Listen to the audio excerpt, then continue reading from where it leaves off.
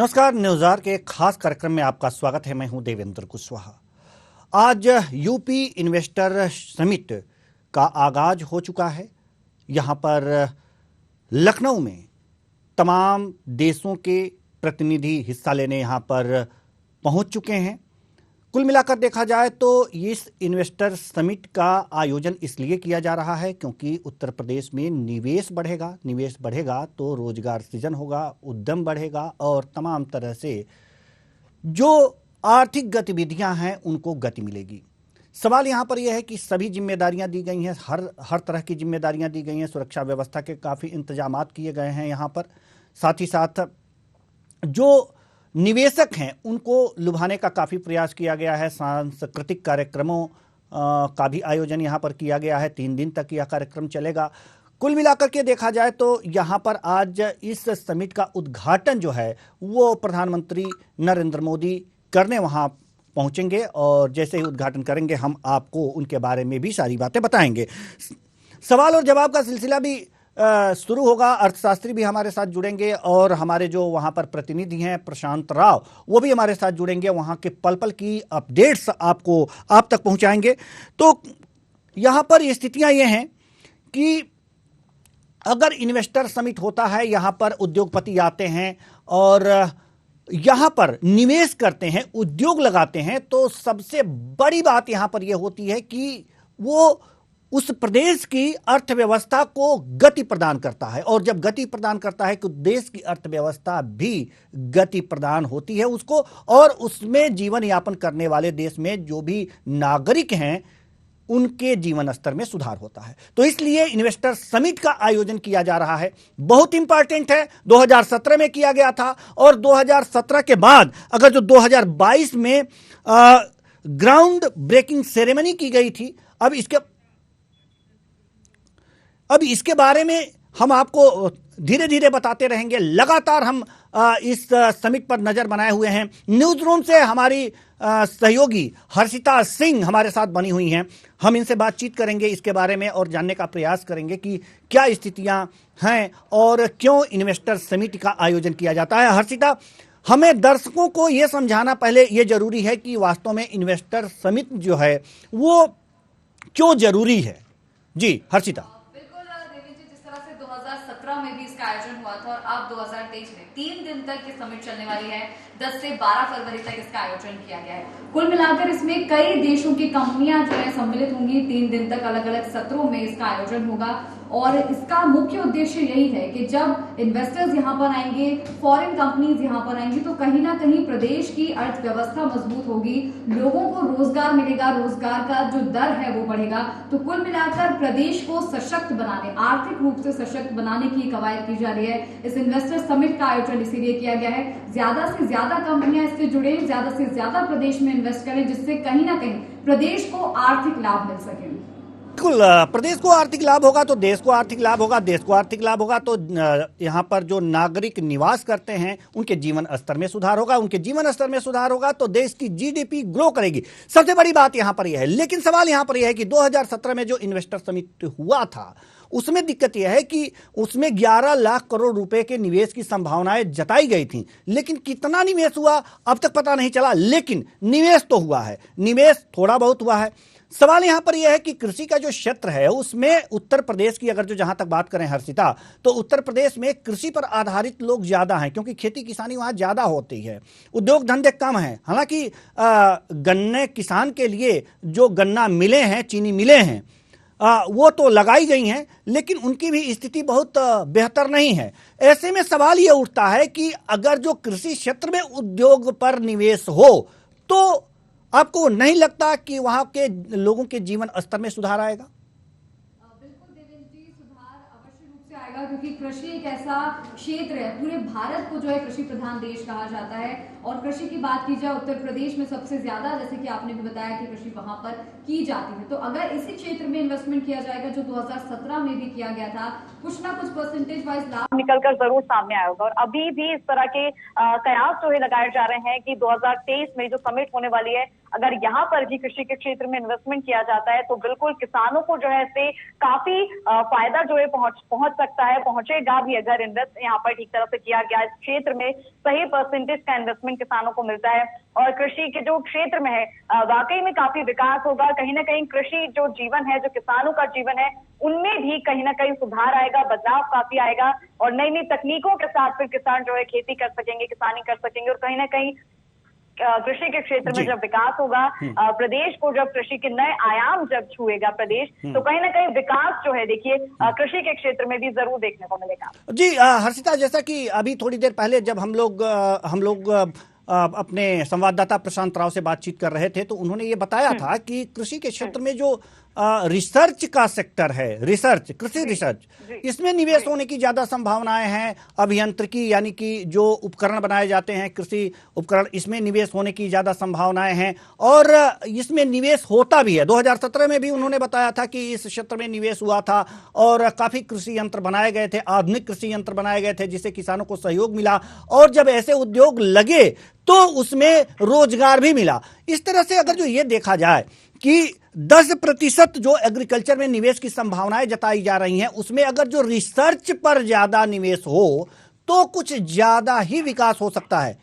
जी बिल्कुल, 10% की जो बात की जा रही है, क्या पता आंकड़ा उससे भी ऊपर पहुंच जाए, क्योंकि युवा जो हैं वो जानते हैं कि उनका हित किसमें। अगर किसानी की बात की जाए, खेती की बात की जाए, अगर नए नए उपकरणों के साथ खेती किसानी की जाएगी, जैसे कि हाल ही के दिनों में स्ट्रॉबेरी की खेती के लिए नया जो है तरीका अपनाया गया है। ऐसे कई अलग अलग क्षेत्रों में खेती किसानी की जा रही है, बात की जाए स्ट्रॉबेरी की, या अलग अलग खेती जहाँ की जा रही है, अलग अलग उपकरणों का इस्तेमाल करके की जा रही है, जिससे युवा भी काफी प्रभावित हैं और कहीं ना कहीं किसानी से, खेती से वो भी जुड़ रहे हैं। तो अगर बड़ा आयाम जो है, बड़ा जो परसेंटेज है कि युवा जनरेशन का, अगर वो जुड़ता है किसानी से, तो कहीं ना कहीं 10% का जो टारगेट है, 10% की जो बात आपने कही है, वो कहीं ना कहीं उसे वाकई जो छू सकता है। 10% की जो बात की जा रही है, अगर बड़ी संख्या में युवा इससे जुड़ जाते हैं और अच्छी तरीके से कृषि में विकास होता है, कृषि के क्षेत्र से लोग जुड़ते हैं, तो वाकई में ये बहुत अच्छा जो है परसेंटेज को छू सकता है। 10% से ज्यादा भी ये पहुंच सकता है। बिल्कुल, अगर जो 10% से ज्यादा का निवेश होगा कृषि के क्षेत्र में तो ये और भी अच्छी बात है और रिसर्च के सेक्टर में अगर जो ज्यादा निवेश होगा तो भी अच्छी बात है। सवाल यहाँ पर ये भी है ना कि जो निवेश होता है वो उद्योगों के रूप में, जैसे कच्चे माल कृषि से ले लिए जाते हैं और उसका जो है एक परिवर्तित रूप बना करके मार्केट में लाया जाता है। सवाल यहाँ पर यह है कि एमएसएमई जो सेक्टर है, और अगर हमारे पास निवेश ज्यादा आया, जैसा कि उम्मीद लगाई जा रही है कि पहले तो 25 लाख करोड़ की उम्मीद लगाई जा रही थी, अब 30 लाख करोड़ की उम्मीद लगाई जा रही है और देखिए अभी तो 3 दिन है, हो सकता है कि और बढ़ जाए, और जब और बढ़ जाए तो ये अच्छी बात होगी कि हमारे प्रदेश में, जो उत्तर प्रदेश है उसमें अगर जो इन्वेस्टर्स की संख्या बढ़ जाती है, निवेश की संख्या बढ़ जाती है, जितना अनुमान है उससे ज्यादा निवेश हो जाता है, तो ये अच्छी बात है। लेकिन बिल्कुल वही बात मैं घूम फिर करके आना चाह रहा हूं कि अगर एमएसएमई सेक्टर से जो युवा, जो गांव के ग्रामीण युवा हैं, जाते हैं शहरों में रोजगार के लिए, वो अगर जो एमएसएमई सेक्टर से अपना संपर्क करके और उससे स्टार्टअप शुरू करें, जैसा कि हर्षिता आपको बता रहे हैं कि अगर जो निवेश आएगा, धन होगा हमारे सरकार के पास, तो स्टार्टअप शुरू कर पाएंगे और इस तरह से कुछ जो प्रैक्टिकल रूप में, जैसा कि हम लोग मानते हैं कि इस तरह से प्रैक्टिकल रूप में, जैसा कि हम लोग मानते हैं कि इस तरह से हम अपने इस क्षेत्र को, कृषि क्षेत्र को आगे बढ़ा सकते हैं, तो इसमें बड़ा योगदान होगा। आपकी क्या राय है हर्षिता?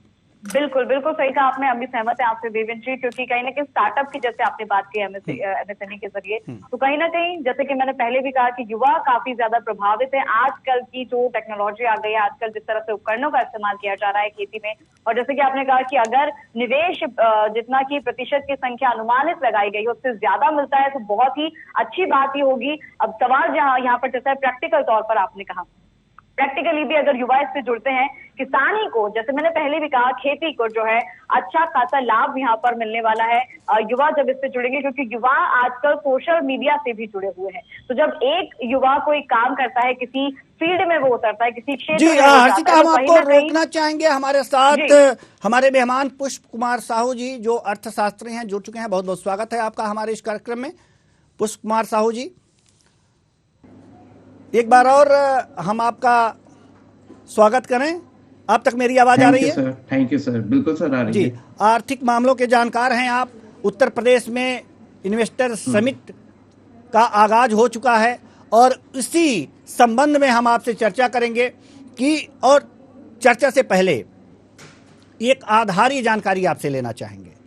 जैसा कि ये प्रश्न तो मैंने अपने सहयोगी हर्षिता सिंह से भी पूछा था, लेकिन आप आर्थिक मामलों के जानकार हैं और डीप बताएंगे कि इस इन्वेस्टर समिट को करने से सरकार को लाभ क्या है, लोगों को लाभ क्या है। बड़े ही सरल शब्दों में हम समझना चाहते हैं आपसे। दर्शकों को आप सरल शब्दों में समझा दें, क्योंकि अर्थशास्त्र की लच्छेदार बातें दर्शकों को ज्यादा समझ में नहीं आती। सर, पहली चीज तो इसमें ये होगी कि हमारा विदेशी मुद्रा भंडार है वो बढ़ेगा, क्योंकि बाहर से इन्वेस्टमेंट आएगा हमारे कंट्री में। अलग अलग कंपनीज अलग अलग कंट्रीज हमारे यहाँ इन्वेस्ट करेंगी, जैसे ऑटोमेटिकली हमारा फॉरेन एक्सचेंज रिजर्व बढ़ेगा, जो कि एक बहुत पॉजिटिव संकेत है, जिससे हमारी इकोनॉमी ग्रो करेगी। जो हमारा फिस्कल डेफिसिट चल रहा है, जो हमारे पेमेंट्स वगैरह है फॉरेन एक्सचेंज में, वो हम आसानी से पे ऑफ कर पाएंगे। हमारी सरकार को टैक्स मिलेगा, क्योंकि बाहर के लोग इन्वेस्ट करेंगे, प्रॉफिट कमा के लेके जाएंगे, तो उस प्रॉफिट पर टैक्स कमाएंगे हमारी गवर्नमेंट। तो अल्टीमेटली देश की इकोनॉमी तेजी से ग्रो होगी, देश के पास पैसा आएगा और एम्प्लॉयमेंट भी बढ़ेगा। बिल्कुल, एम्प्लॉयमेंट बढ़ेगा और इसलिए इन्वेस्टर समिट बहुत ही जरूरी है। हम जाना चाहेंगे अपनी सहयोगी हर्षिता सिंह के पास। हर्षिता सिंह, आपके पास तमाम जानकारी है कि जो भी इन्वेस्टर समिट यहाँ पर हो रहा है, यहाँ पर हम आपसे जानना चाहेंगे कि कितने देशों के जो प्रतिनिधि हैं वो यहाँ पर पहुँच रहे हैं और कितनी कंपनियां करीब करीब होंगी जो उनके प्रतिनिधि यहाँ पर हिस्सा ले रहे हैं। हम इसके बारे में जानना चाहेंगे, आपसे थोड़ी सी जानकारी लेना चाहेंगे। उसके बाद पुष्प कुमार साहू जी के पास हम आएंगे। देखिए देवेंद्र जी, बात की जाए कितने देशों के जो प्रतिनिधि वो यहाँ पहुंच रहे हैं, तो करीब 30 से 35 देश ऐसे हैं जिसके प्रतिनिधि आज भारत में, उत्तर प्रदेश में आज यहाँ पर आने वाले हैं। इन्वेस्टमेंट की बात यहाँ पर की जाएगी। बात की जाए कंपनीज की, तो उसमें कई फॉरेन कंपनीज भी शामिल हैं। कई ऐसी कंपनीज हैं, जैसे कि 16 कंपनियां ऐसी हैं जो बहुत जानी मानी हैं। जैसे कि अगर बात की जाए जॉनसन एंड जॉनसन की और मर्सिडीज की बात की जाए, रोल्स रॉयस की बात की जाए, तो ऐसी तमाम ऐसी बड़ी बड़ी ब्रांडेड कंपनियां हैं जिनके जो किसी पहचान के मोहताज नहीं है, विश्व भर में विख्यात हैं। और ये कंपनियां भी उत्तर प्रदेश में आने वाली हैं, इन्वेस्टमेंट जो है करने वाली है। तो कहीं ना कहीं जब फॉरेन कंपनीज यहाँ आकर इन्वेस्टमेंट की बात करेंगे, इन्वेस्टमेंट पे चर्चा करेंगे, और अगर सब कुछ सही होता है तो कहीं ना कहीं उत्तर प्रदेश के लिए बहुत ही अच्छा ये जो है मौका है, बहुत ही अच्छी बात होगी आने वाले समय में। युवाओं के, जैसे अभी भी बात हमने क्या की थी पहले भी, कि रोजगार के जो अवसर है वो बहुत ज्यादा कहीं ना कहीं बढ़ेंगे, क्योंकि कंपनियां निवेश करेंगी। उसके बाद जब स्टार्टअप यहाँ पर होगा तो वाकई में लोगों को जो है इससे रोजगार मिलेगा और फायदा जो है कहीं ना कहीं वही बात निकलकर सामने आती है कि प्रदेश की अर्थव्यवस्था इससे आगे चलकर बहुत मजबूत हो जाएगी, जी, ग्रो करेगी। एक बात और सुनने में आई है कि गौतम अडानी ये भी यहाँ पर पहुंचने वाले थे, लेकिन जो फाइनल लिस्ट बनी है उसमें गौतम अडानी का नाम शामिल नहीं है। क्या इसका कारण हिंडनबर्ग रिपोर्ट तो नहीं? बिल्कुल, देखिए ये दो तरह की संभावनाएं हाँ भी और ना भी हो सकता है। गौतम अडानी का नाम जैसे पहले सामने आया था, लेकिन अभी वो शामिल नहीं हो रहे हैं। इसका क्या पुख्ता कारण है ये अभी भी साफ नहीं हो पाया। लेकिन आपको बता दें कि मुकेश अंबानी यहाँ पर शामिल होंगे, टाटा से, बिरला से, जो बड़ी बड़ी कंपनियां हैं, और भी जो भारत की वहां से जनप्रतिनिधि माफ कीजिएगा, वहां से जो प्रतिनिधि हैं वो शामिल होने वाले उद्योगपति जो है गौतम अडानी के अलावा भी यहाँ पर शामिल होने आ रहे हैं। जी, ठीक है, हम आपके पास आएंगे हर्षिता। पुष्प कुमार साहू जी, हम आपसे जानना चाहेंगे कि अगर जो जैसे कृषि का क्षेत्र की तो बातचीत हमने अपने सहयोगी से कर ली, लेकिन द्वितीयक क्षेत्र में अगर जो निवेश बढ़ता है तो उत्तर प्रदेश कितना ग्रो करेगा?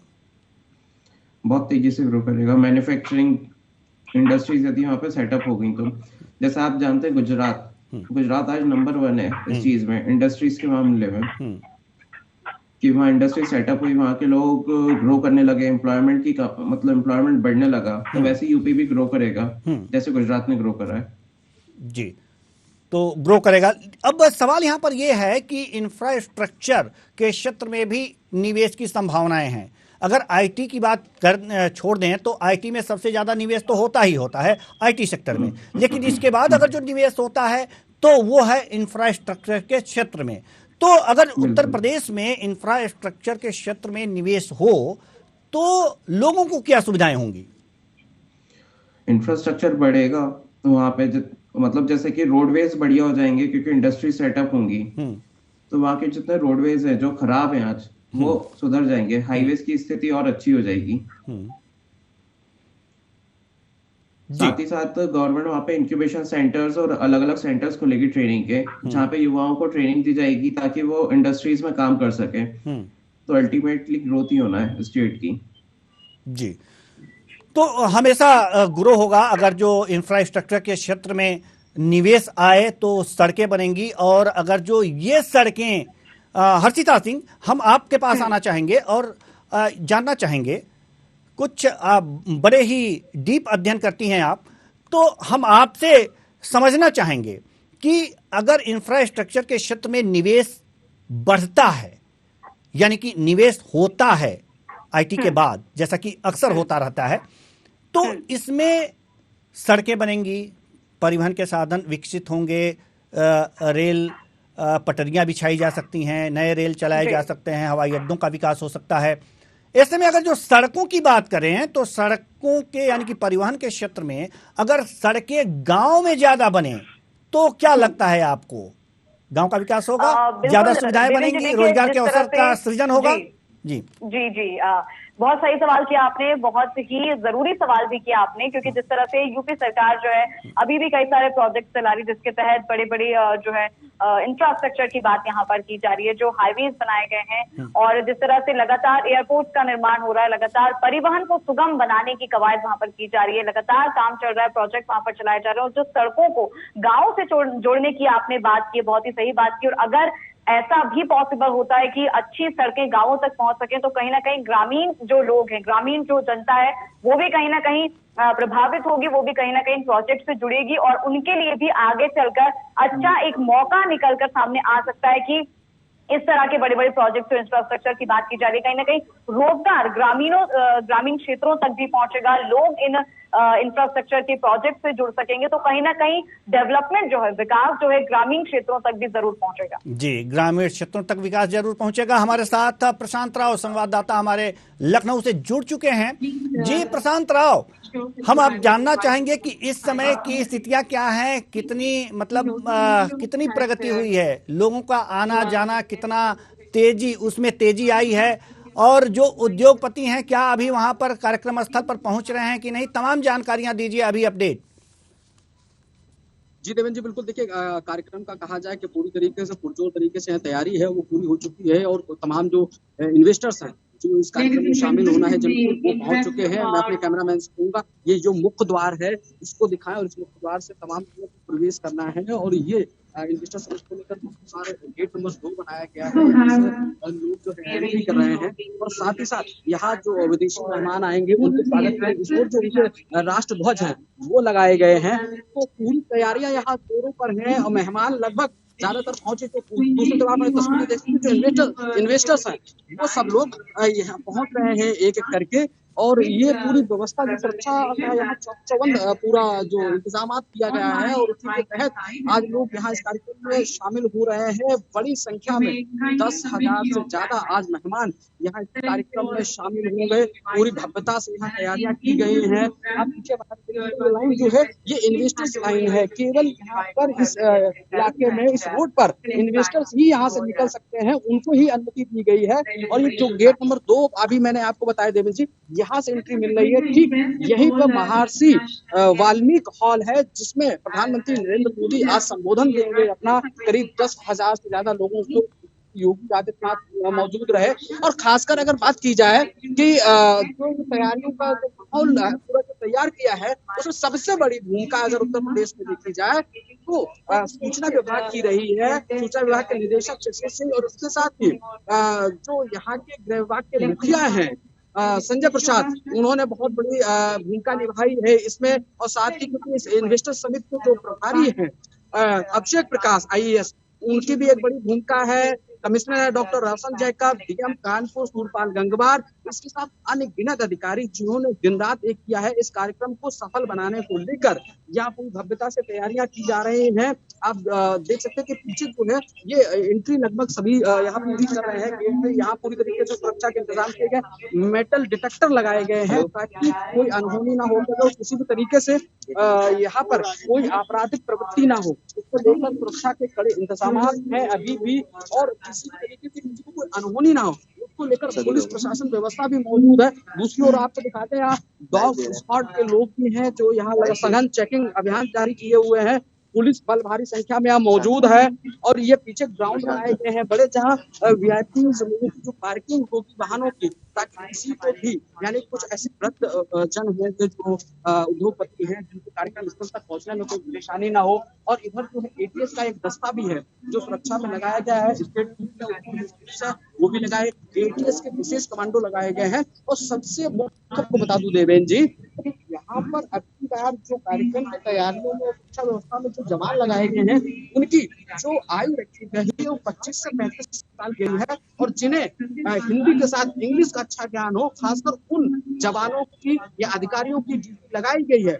और इस कार्यक्रम की जो मैंने आपसे बात की कि सफल बनाने की जो तैयारी है वो खासकर जो संजय प्रसाद है गृह विभाग के सचिव है और इसके साथ ही सूचना निदेशक है शिशिर सिंह, उनकी मुख्य भूमिका है। डॉक्टर रोशन जैकब लखनऊ के कमिश्नर हैं, डीएम सुरपाल गंगवार है।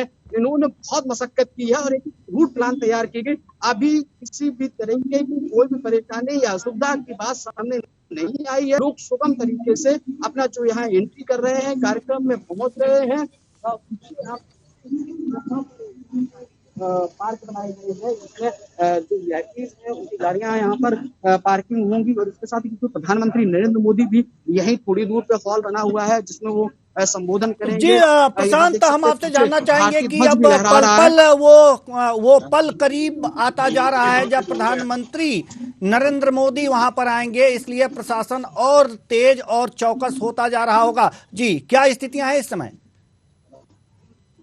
जी देवेंद्र जी, स्थितियों की बात करते हैं कि सुरक्षा के कड़े इंतजाम हैं। थोड़ी देर में यहाँ पर टाइट हो जाएगी क्योंकि वीआईपी मूवमेंट होगा, प्रधानमंत्री का आगमन होगा। इसको लेकर अभी इसीलिए सभी सबसे पहले जो इन्वेस्टर्स आने वाले हैं इनको एंट्री दी जा रही है। सभी जगह पुलिस बल जो मौजूद है वो कानून और सौम्य तरीके से लोगों को कोई परेशानी ना हो उसको लेकर मार्गदर्शन भी कर रहे हैं कि देश की किसकी एंट्री है, कहाँ वाहन पार्किंग करनी है, पानी की सुविधा कहाँ है, जलपान की सुविधा कहाँ है, और ये सभी चीजें यहाँ की गई हैं। और साथ ही स्वागत को लेकर जगह जगह यहाँ पर द्वारपाल भी लगाए गए हैं, जो लोग आ रहे हैं उनका स्वागत भी किया जा रहा है। तो काफी तैयारी यहाँ पर कहा जाए कि पूरी भव्यता पूर्ण है। एक तरीके से देखा जाए कि यहाँ पे जो निवेश को लेकर जो उम्मीद जताई गई है वो दिख रहा है कि भारी संख्या में आप देख सकते हैं मेन गेट है, यहाँ इन्वेस्टर जो है वो यहाँ एंट्री करने के लेकर खड़े हैं। तो साफ दिख सकता है कि उत्तर प्रदेश में इन्वेस्टमेंट का जो माहौल है निवेश करने को लेकर वो एक प्रमुख भूमिका में है। उनको लग रहा है कि उत्तर प्रदेश में बड़ी संभावनाएं हैं जिसको लेकर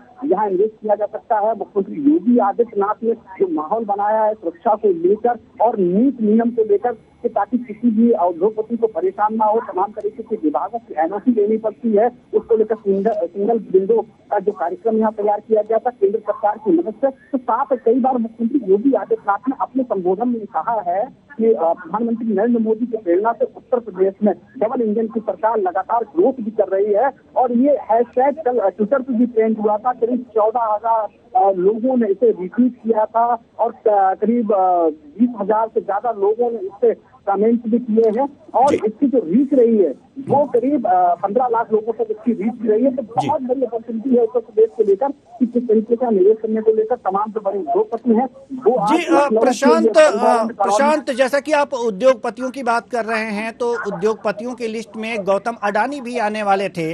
क्या कुछ कारणों का पता चल पाया है कि फाइनल लिस्ट से उनका नाम हटा क्यों? देखिए, अभी इनके कारणों का कोई जानकारी नहीं है, फिर भी अभी ये जानकारी मिल रही है कि वो आ सकते हैं, कार्यक्रम में शामिल हो सकते हैं और उनकी जो सुरक्षा व्यवस्था है वो भी साफ प्रबंध रहेगी, जिसको लेकर जो गेट नंबर 5 बनाया गया है वहां पर पार्किंग होगी और इसके साथ ही उन्हें वीआईपी गाड़ी से गेट नंबर 2 की तरफ लाया जाएगा और उसके बाद इस कार्यक्रम में शामिल होंगे। हालांकि अभी ये जानकारियां साफ तौर से पुख्ता नहीं हो पा रही है कि आगे की कार्यक्रम में उनकी क्या व्यवस्था रहेगी। इसके साथ ही रिलायंस इंडस्ट्रीज के मुकेश अंबानी वो इस कार्यक्रम में शामिल होंगे, टाटा ग्रुप है और इसके साथ बजाज बिरला ग्रुप है, वो सभी लोग यहाँ पे जो सीएमडी है, एमडी है या सीईओ है, तो बड़े जो अधिकारी है या जो उद्योगपति मालिकान है, वो इस कार्यक्रम में आज अपनी सहभागिता रखेंगे। प्रधानमंत्री नरेंद्र मोदी इस कार्यक्रम में शामिल हो रहे हैं और उत्तर प्रदेश में केंद्र सरकार और राज्य सरकार की मदद से जो ग्रोथ हुई है उसके बारे में आज उनका प्रमुख संबोधन रहेगा। और उत्तर प्रदेश में जो पहले जो 2017 के पहले भारतीय जनता पार्टी कहती रही कि ये बीमारू प्रदेश था, यहाँ गुंडा राज था, उसको उत्तर प्रदेश की योगी सरकार 2.0 ने खत्म किया है और यहाँ लगातार ग्रोथ बढ़ रही है। खासकर पूर्वांचल का जो विकास किया है, चाहे कुशीनगर हो, वाराणसी हो, वहाँ एयरपोर्ट बनाए गए हैं। इसके साथ ही पूर्वांचल एक्सप्रेस भी मेल भी मानी जा रही है, जहाँ फूड प्रोसेसिंग और इसके साथ ही फार्मा कंपनियों को एक विशेष जगह दी जाएगी। और साथ ही अगर यहाँ पर पूर्वांचल की बात की जाए तो ये मुख्य दूरी का केंद्र है। और इसके साथ ही यहाँ पर देखा जाए उत्तर प्रदेश में जो बुंदेलखंड क्षेत्र है, वहाँ डिफेंस के क्षेत्र को लेकर एक बड़ी संभावनाएं देखी जा रही है। झांसी में डिफेंस एक्सपो को लेकर वहाँ काम जारी हो रहा है। इसके साथ ही लखनऊ में डिफेंस एक्सपो को लेकर एक बड़ी कंपनी यहाँ कंपनी डाली जा रही है और उसके साथ ही कुछ और इन्वेस्ट हो सकते हैं। और साथ ही पश्चिमांचल के केस में देखा जाए तो डाटा सेंटर वहाँ स्थापित किए जाएंगे, ऑटोमोबाइल कंपनियां स्थापित की जाएंगी, उसको लेकर वहाँ जगह देने को लेकर, एनओसी को लेकर, और उसके साथ ही हवाई यात्रा हो, चाहे रेलवे यात्रा हो या फिर सड़क यात्रा हो, उसमें तमाम सुविधाएं की तैयारियां पहले से उत्तर प्रदेश सरकार ने कर दी है। तो उत्तर प्रदेश जी एक बात और हम जानना चाहेंगे प्रशांत राव, एक बात और हम जानना चाहेंगे जी। हर्षिता कुछ पूछना चाह रही हैं आप? उत्तर प्रदेश की अगर बात की जाए कि हॉस्पिटैलिटी में काफी निर्माण देखने को मिला है, हाईवेज बनाए गए, एक्सप्रेसवेज बनाए गए हैं और पहले से कहीं ना कहीं उत्तर प्रदेश काफी ज्यादा विकसित हुआ है। और जिस तरह से ये भी देखा गया कि योगी सरकार ने और खुद योगी आदित्यनाथ ने भी जब लोगों को इनवाइट यहाँ पर किया है, बड़े बड़े उद्योगपतियों से उनकी जब बातचीत हुई थी, उन्होंने एक तरह का भरोसा दिलाया है कि यहाँ पर इन्वेस्टमेंट अगर वो करेंगे तो कहीं ना कहीं वो घाटे का सौदा बिल्कुल नहीं होगा। तो देखिए ये सिक्योरिटी दी गई है, सिक्योरिटी ये देगी कि मुख्यमंत्री योगी आदित्यनाथ का जो वादा था कि उत्तर प्रदेश को अगर आर्थिक रूप से सशक्त बनाना है तो सबसे पहले सड़क, बिजली, पानी, सुरक्षा, शिक्षा, ये महत्वपूर्ण मुद्दा था जिसको उन्होंने यहाँ पर सशक्त किया है। खासकर सड़कों की बात की जाए तो 6 हाईवे बनाए गए हैं उत्तर प्रदेश की योगी आदित्यनाथ की सरकार में। और इसके साथ ही एयरपोर्ट यहाँ बनाए गए हैं, चाहे अयोध्या का एयरपोर्ट हो, कुशीनगर का हो या फिर झांसी में हवाई पट्टी हो, और इसके साथ ही वाराणसी में एयरपोर्ट बनाया जाना हो, तो जेवर एयरपोर्ट बनाया जाना हो, तो तमाम महत्वपूर्ण बिंदु है जिस पर मुख्यमंत्री योगी आदित्यनाथ की सरकार ने काम किया था। और इसीलिए निवेशक यहाँ पर आतुर है कि यहाँ निवेश किया जा सके, क्योंकि अपनी संभावनाएं उनको दिखाई दे रही हैं। और खासकर जो हाईवेज बनाए गए हैं वो ऐसी मील के पास बनाए गए हैं जहाँ से फैक्ट्रियों को खासकर जगह उपलब्ध हो सके और उनकी सुगमता हो सके, तो ऐसी तैयारियां की गई हैं। अभी साफ है हर उत्तर प्रदेश की योगी सरकार ने जो अपना एक रोड मैप 2017 से तैयार किया था कि उत्तर प्रदेश को बीमारू प्रदेश से हटाकर एक आर्थिक रूप से सशक्त और समृद्ध प्रदेश बनाना है, उत्तम प्रदेश बनाना है। और डबल इंजन का जो स्लोगन दिया गया है उसको एक तरीके से मजबूत करना है। और वो लगातार मुख्यमंत्री योगी आदित्यनाथ ये भी कहा कि प्रधानमंत्री नरेंद्र मोदी की प्रेरणा से उत्तर प्रदेश में लगातार डबल इंजन की सरकार विकास कर रही है। और देखिए ये सब जो प्लान होता है, लखनऊ में नीति नियम तय होते हैं, लखनऊ में कोई कार्यक्रम होती है तो यहाँ के अधिकारियों की सबसे बड़ी भूमिका होती है। और इसमें सबसे बड़ी जो भूमिका देखी गई है संजय प्रसाद है, उनकी एक बड़ी भूमिका है। और इसके साथ मुख्यमंत्री योगी आदित्यनाथ के सलाहकार अवनीश अवस्थी, उनकी भी एक बड़ी भूमिका है। और साथ ही साथ अभिषेक प्रकाश जो है इस समिति जो यूपी ग्लोबल इन्वेस्टमेंट समिति 2023 का आयोजन हो रहा है, सबसे बड़ी भूमिका अभिषेक प्रकाश की है। किस तरीके से मेहमानों का स्वागत होना है, कहाँ पंडाल बनाया जाएगा, सुरक्षा की क्या व्यवस्थाएं होंगी। और इसके साथ ही सूचना विभाग अहम रोल लगता है कि जो आम जन तक जानकारी पहुंचाता है उत्तर प्रदेश सरकार की, उसमें जो निदेशक हैं उन्होंने खासी व्यवस्था कर रखी है। और हर जो उत्तर प्रदेश की राजधानी लखनऊ की जगह जगह संस्कृति जो स्थल है वहां पर उत्तर प्रदेश की जी, जैसा कि आप बता रहे हैं कि काफी अधिकारियों ने काफी मेहनत की है इस इन्वेस्टर्स समिट के आयोजन में, तो जाहिर सी बात है वो दिख रहा है कि वास्तव में अधिकारियों ने काफी मेहनत की है, जी जान लगा दिया है। हालांकि अब इसकी सफलता तो बाद में पता चलेगी कि कितना इन्वेस्ट हो पाता है, कितना निवेश हो पाता है, लेकिन अधिकारियों ने वास्तव में, जो आप कह रहे हैं प्रशांत राव, कि ये आपने बहुत अच्छी बात कही है कि अधिकारियों ने जी जान लगा दिया है और ये दिख भी रहा है वहां पर। सवाल यहाँ पर यह है कि यहाँ पर उद्योगपति और भी तमाम जो मेहमान आए हैं इस समिट में सम्मिलित होने के लिए, तो लखनऊ में ठहराया भी गया होगा, तो जहां वो ठहरे हैं वहां से आने के लिए क्या क्या व्यवस्थाएं की गई हैं, और सबसे बड़ा सवाल यह है सुरक्षा की क्या व्यवस्थाएं की गई हैं उनकी। जी देखिए, सुरक्षा की व्यवस्था की अगर बात की जाए तो यहाँ स्टेट पुलिस के पास ATF के कमांडो लगाए गए हैं और उसके साथ CISF है, और क्योंकि प्रधानमंत्री नरेंद्र मोदी का आगमन है तो ऐसे में जो भारतीय वाल्मीकि हॉल है उसको SPG ने पूरे घेरे में ले लिया था और 3 दिन से SPG यहाँ विजिट कर रही थी कार्यक्रम में, और उसके बाद भी यहाँ पर पूरी तैयारियों को एक तरीके से स्वीकृति मिली थी, जहाँ प्रधानमंत्री नरेंद्र मोदी यहाँ शामिल होंगे कार्यक्रम में, क्योंकि प्रधानमंत्री नरेंद्र मोदी के साथ भारतीय उद्योगपति यहाँ मौजूद रहेंगे, खासकर गौतम अडानी का नाम आया हो, मुकेश अंबानी हो, टाटा ग्रुप हो, इसके साथ बजाज ग्रुप हो, बिरला ग्रुप हो, और भी तमाम जो बड़ी कंपनियां हैं उनके जो मुख्य अधिकारी यहाँ आने हैं, उनके नाम यहाँ शामिल थे। तो इसके साथ ही इनकी जो कार्यक्रम स्थल तक, खासकर होटल में सब जो यहाँ पर होटलों पर रुके हुए हैं और उसके बाद कार्यक्रम स्थल तक उनको आना है, तो करीब 15 से 20 किलोमीटर की दूरी है। ऐसे में लग्जरी गाड़ियों का काफिला यहाँ उत्तर प्रदेश सरकार ने तैयार किया है। करीब 800 लग्जरी गाड़ियां, जिसमें जगुआर है, रेंज रोवर है और ऑडी है, तमाम प्रमुख जो बहुचर्चित गाड़ियां हैं उनका काफिला है, जो दिल्ली, चंडीगढ़, हरियाणा, राजस्थान, उत्तर प्रदेश, अन्य राज्यों से यहाँ मंगवाया गया है। और उन्हीं गाड़ियों से आज ये जो आप देख सकते हैं, हम अपने कैमरामैन से कहेंगे यहाँ पीछे पार्किंग करनी हुई गेट नंबर 2 में, जहाँ पर सभी गाड़ियां जो है आज यहाँ पार्किंग की जाएंगी, और ठीक इसके दूसरे ओर ये जो गेट बना हुआ है यहाँ से एंट्री मिलेगी। और ये आप देख सकते हैं कि ये गेट है, यहाँ पे इन्वेस्टर्स को एंट्री मिलेगी। और इससे पहले मैं देखेंगे आपको दिखा दूं, दृश्य देखिए, यहाँ विदेशी मेहमानों के लिए भी यहाँ उनके रास्तों पे ध्वज लगे हैं, क्योंकि उनको भी गर्व होगा कि उत्तर प्रदेश यानी भारत में वो आए हैं और उत्तर प्रदेश की सरकार ने उनके राष्ट्रीय ध्वज यहाँ पे लगाए हैं सम्मान स्वरूप, एक गर्व की अनुभूति होती है। तो उत्तर प्रदेश की योगी आदित्यनाथ सरकार हमेशा से लोगों को भावनात्मक रूप से जोड़ने का काम करती है। जब आपकी भावनाएं होंगी तो एक नीयत भी साफ होती है और काम करने का जो एक दृढ़ इच्छा शक्ति है वो भी एक तरीके से मजबूत होती है। तो मुख्यमंत्री योगी आदित्यनाथ की हमेशा मंशा रही है कि सभी का सम्मान, सभी का विकास, सभी का जो कायाकल्प होता रहे, और इसी के तहत कार्यक्रम का आयोजन भी आज हो रहा है। जी इसमें जो सबसे बड़ी जी प्रशांत, हम आपको रोकना चाहेंगे। हमारे साथ अजय केडिया जो अर्थशास्त्री हैं जुड़ चुके हैं। बहुत बहुत स्वागत है आपका हमारे इस कार्यक्रम में अजय केडिया जी। सवाल यहाँ यह है कि उत्तर प्रदेश में ग्लोबल इन्वेस्टर समिट का आयोजन किया जा रहा है और आज प्रधानमंत्री इसका उद्घाटन करेंगे। सवाल यहाँ यह है कि निवेश के लिए ये सारी कवायदें की जा रही हैं, और अगर कोई व्यक्ति या उद्योगपति कहीं निवेश करता है तो उसको वो क्या क्या चीजें देखता है? पहले तो अपना लाभ देखेगा, उसके अलावा और क्या देखता है कि वो निवेश करे, और क्या उत्तर प्रदेश ऐसा बन पाया है? जी केडिया साहब। निश्चित तौर पे यदि कोई भी व्यक्ति एक बड़ा निवेश करता है तो वह ये देखता है कि उसको सारी उस प्रदेश में, जिस प्रदेश में वो निवेश कर रहा है, सारी इंफ्रास्ट्रक्चर फैसिलिटीज उसको स्मूथली मिल जाए। उसको यदि कोई फैक्ट्री सेटअप करनी है, कोई लाइसेंसेस लेने हैं, तो उसमें कोई भी उसको व्यवधान ना आए, और उसको जहाँ से फैक्ट्री लगानी है वहाँ तक पहुँचने के लिए प्रॉपर इंफ्रास्ट्रक्चर होना चाहिए। और कोई भी, कहने का मतलब मोटी तौर पे, कोई भी लाल फीताशाही उसको का सामना उसको ना करना पड़े उस फैक्ट्री या उस उद्योग को लगाने के लिए। जी ये तमाम बातें हैं और ये तमाम बातें होनी चाहिए। तो प्रशांत राव, हम आपसे जानना चाहेंगे कि क्या जो हमारे अर्थशास्त्री महोदय ने बातें कही हैं कि ये चीजें होनी चाहिए निवेश के लिए, तो क्या उत्तर प्रदेश इतना तैयार है?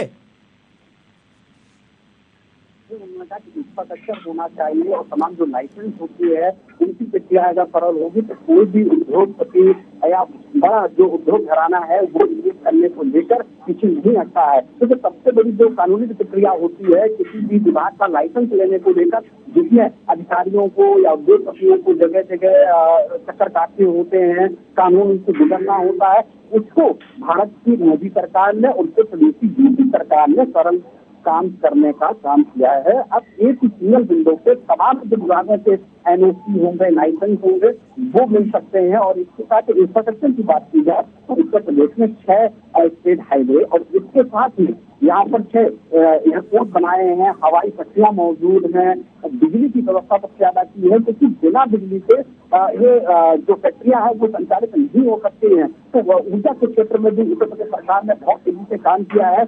अभी 2017 के पहले बात कर लें, थोड़ी 2020 तक की बात कर लें, तो बिजली का एक नियम था कि ग्रामीण क्षेत्रों में, नगरीय क्षेत्रों में और शहरी क्षेत्रों में अलग अलग शेड्यूल से बिजली यहाँ के लोगों को मिलती थी। अब ग्रामीण क्षेत्रों से लेकर शहरी क्षेत्रों में और नगरीय क्षेत्रों में बिजली लगातार करीब लगभग उनको 22 घंटे मिल रही थी और शहरी क्षेत्रों में तो 23 घंटे तक बिजली मिल रही है। और खासकर फैक्ट्री एरिया की बात की जाए तो फैक्ट्री एरिया जहाँ भी है तो वहाँ बिजली सुचारू रूप से चलती रहे, उसके लिए खासा प्रबंध किया गया है। उसके लिए चाहे अंडरग्राउंड केबल हो और उसके साथ ही नए बिजली कारखानों को चलाना हो, बिजली कारखानों को कोयला पहुंचाना हो और सौर ऊर्जा को किस तरीके से विकसित किया जा सके और उससे इंडस्ट्रियां कैसे स्थापित की जा सके, इसको लेकर उत्तर प्रदेश सरकार ने सबसे ज्यादा सब्सिडी देने का काम किया है। और यहाँ तक कि 30% से लेकर 50% तक यहाँ सब्सिडी देने का काम किया है, ताकि जो ग्रीन एनर्जी है वो विकसित कर सके। और इससे कहीं ना कहीं इन्वेस्टर्स को भी बड़ा लाभ मिला है कि उत्तर प्रदेश सरकार इतना बड़ा निवेश कर रही है अपनी तरफ से भी कि यहाँ अगर इंडस्ट्रियां स्थापित होंगी तो उत्तर प्रदेश के जो निवासी हैं उन्हें रोजगार मिलेगा और उत्तर प्रदेश आर्थिक रूप से सशक्त होगा। तो इंफ्रास्ट्रक्चर की जो केडिया साहब ने बात कही वो बहुत महत्वपूर्ण है। इंफ्रास्ट्रक्चर यहाँ मौजूद है और सड़कों की बात की जाए और रेल मार्ग की बात की जाए या फिर हवाई मार्ग की बात की जाए, वो उत्तर प्रदेश सरकार ने दिया है। इसलिए निवेशक यहाँ बिल्कुल आतुर है और जैसे मैंने आपसे तस्वीरें पीछे दिखाया कि भारी संख्या में यहाँ इन्वेस्टर्स पहुंच रहे हैं। हालांकि इससे पहले भी सरकारें न्योता देती थी या अन्य प्रदेशों में भी इन्वेस्टर्स को बुलाया जाता था, तो उनका इतना रुझान नहीं दिखाई देता जितना उत्तर प्रदेश में योगी सरकार में दिखाई दे रहा है। उसमें योगी सरकार का एक मूल मंत्र है कि टीम भावना से काम करना, यानी आपके साथ टीम होगी तो ज्यादा काम होगा। तो मुख्यमंत्री योगी आदित्यनाथ के पास जो भी टीम है, चाहे उनके सलाहकार वनीश अवस्थी हो या IAS संजय प्रसाद हो और इसके साथ ही चाहे शिक्षा विभाग के निदेशक किसी हो, उन सूचनाओं को लोगों तक, जन सामान्य तक पहुंचाने के साथ ही बड़े लोगों तक पहुंचाने का काम कर रहे हैं। तो शिक्षा विभाग की बड़ी भूमिका रही है, लखनऊ प्रशासन की सबसे बड़ी भूमिका रही है, कमिश्नर रोशन जैकब है, DMP पाल गंगवार है और इस जो 2023 यूपी ग्लोबल इन्वेस्टर समिट के प्रभारी हैं अभिषेक प्रकाश IAS, उनकी बड़ी भूमिका रही है। आपके पास कोई प्रश्न है? आप कुछ पूछना चाहते हैं? मुझे यही जानना था कि जिस तरह से अभी समिट का आयोजन हुआ है और काफी बड़े पैमाने पर इसे किया जा रहा है, 3 दिन तक ये आयोजन इसका होने वाला है। बड़ी बड़ी कंपनियां, बड़े बड़े शहरों से, बड़े बड़े देशों से लोग यहाँ पर उद्योगपति जो है पहुंचने वाले हैं और कहीं ना कहीं रोजगार के क्षेत्र में भी कहीं ना कहीं प्रदेश को आर्थिक रूप से सशक्त बनाने की जो है कुल मिलाकर कवायद यहाँ पर की जा रही है। मेरा सवाल प्रशांत जी से यही था कि क्योंकि साल के अंत में अब 2023 के विधानसभा चुनाव भी होने वाले हैं, तो क्या ये समिट उन चुनावों पर कितना जो है असर डाल सकती है? देखिए, चुनावों की बात की जाए तो बहुत बड़ा असर डालेगी। जो उत्तर प्रदेश की योगी सरकार ने जो अनुमान लगाया है कि 25 लाख करोड़ का उत्तर प्रदेश में निवेश होगा, ये बहुत बड़ा देश में उत्तर प्रदेश के सबसे बड़ा निवेश होगा। और क्योंकि उत्तर प्रदेश सरकार ने बहुत बड़ी तैयारी की थी, सबसे पहले विदेशी दौरों पर अपने मंत्रिमंडल का समूह भेजा था और उसके बाद सभी मंडल स्तर पर जो स्थानीय उद्योगपति हैं उनके साथ ये रोड शो जारी हुआ, बैठकें मंत्रियों की जारी हुई। फिर जिले स्तर पर जो स्थानीय उद्योगपति हैं उनके साथ भी जिला प्रशासन प्रभारी मंत्री और वहाँ के स्थानीय विधायक, सांसद और उन जिलों के मंत्रियों के साथ वहाँ पर बैठक की गई थी और उन्हें उत्तर प्रदेश सरकार के द्वारा जो नीतियां दी जा रही हैं वो बताने का काम किया गया था। तो उनके साथ ही इस इन्वेस्टर समिट में शामिल होने को लेकर उन्हें निमंत्रण दिया गया था। ऐसे में आज सबसे ज्यादा AMU साइन होने की संभावनाएं हैं और ये AMU साइन हो जाएंगे, उसके बाद यहाँ इंडस्ट्रियां स्थापित होने लगेंगी, तो निश्चित तौर पर उत्तर प्रदेश का विकास होगा, लोगों को रोजगार मिलेगा। और अगर ये संभव होता है तो यह मान लीजिए कि आगामी सबसे पहले उत्तर प्रदेश में जो निकाय चुनाव होने वाले हैं उसमें भारतीय जनता पार्टी बहुमत हासिल कर सकती है। और इसके साथ ही 2024 में लोकसभा चुनाव है, उत्तर प्रदेश में 80 लोकसभा सीटें आती है, उसमें भारतीय जनता पार्टी प्रचंड जीत हासिल कर सकती है। और केवल यहाँ नहीं, जो अन्य प्रदेशों में जो चुनाव होने वाले हैं उसमें भारतीय जनता पार्टी उत्तर प्रदेश मॉडल को रखते हुए जिस तरीके से प्रधानमंत्री नरेंद्र मोदी जब यहाँ पर उत्तर भारत के लिए प्रधानमंत्री पद के दावेदार हुए थे, गुजरात के मुख्यमंत्री थे, तो गुजरात मॉडल रखा गया था। तो अब आगे चलकर उत्तर प्रदेश मॉडल सभी जगह के लिए प्रेरणा होगा और इस मॉडल पर अन्य प्रदेशों में भारतीय जनता पार्टी वोट मांगेगी। और ये बताया जाएगा कि किस तरीके से मुख्यमंत्री योगी आदित्यनाथ और प्रधानमंत्री नरेंद्र मोदी के सहयोग से उत्तर प्रदेश में निवेश आया है। तो एक बार 2023 में जिन प्रदेशों में चुनाव होना है, मध्य प्रदेश है, छत्तीसगढ़ है या हरियाणा है, जहाँ भी चुनाव होने हैं, तो वहां पर भी इसका प्रभाव भारतीय जनता पार्टी को देखने को मिलेगा। और इसमें जनता का समर्थन भी हो सकता है। अगर ये जो उत्तर प्रदेश में 25 लाख करोड़ का निवेश आता है और नीतियां स्थापित होती है तो सकारात्मक परिणाम भी देखने को मिलेगा। जी, हम अजय केडिया जी के पास जाना चाहेंगे। हर्षिता, ये हम आपके पास आएंगे, लेकिन इससे पहले हम अजय केडिया जी के पास जाना चाहेंगे और जानना चाहेंगे कि उत्तर प्रदेश में उद्योगपति जब निवेश करना चाहते हैं तो वो जब निवेश तभी करेंगे जब उनको लगेगा कि इस क्षेत्र में हम निवेश करें तो हमें ज्यादा लाभ प्राप्त होगा। तो आपको क्या लगता है कि उत्तर प्रदेश में उद्योगपति किस क्षेत्र में निवेश करने को उत्सुक होंगे? जी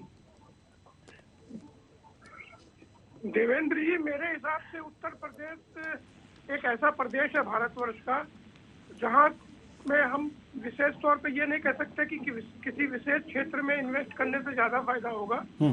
उत्तर प्रदेश एक सेंट्रल में पूरे भारतवर्ष के प्रदेश है। यहाँ पे आप किसी भी क्षेत्र में निवेश करें, निश्चित रूप से जो भी निवेशक है उसको बहुत फायदा होगा। लेकिन प्रश्न सिर्फ यही है कि हम जब कोई भी निवेशक निवेश करना चाहता है तो उसको स्मूथ फंक्शनिंग जो होती है सरकारी वो मिलनी चाहिए।